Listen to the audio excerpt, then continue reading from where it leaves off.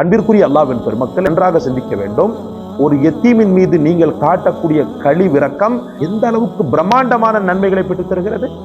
அதனால உங்க குடும்பத்துல யாராவது எத்தீம்னு சொல்லி தெரிஞ்சிட்டா விசிட் பண்ணுங்க, அதிகமாக போங்க, அப்பிள்ளைகளின் மீது அன்பு காட்டுங்க.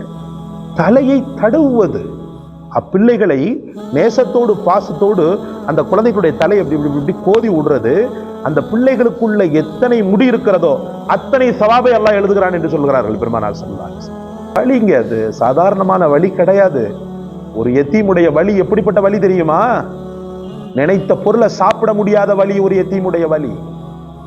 தாய் தகப்பனுடைய சூடு என்ற அந்த அரவணைப்பை இழந்து போன வலி ஒரு எத்தீமுடைய வலி. குழந்தைகள் எல்லாம் குடும்பத்தாரோடு செல்லும் போது தன்னை பெற்றெடுத்த மாதா பிதா தனக்கு இல்லையே என்று மனதால் ரணப்பட்டு போன வலி ஒரு எத்தீமுடைய வலி. அந்த வலியை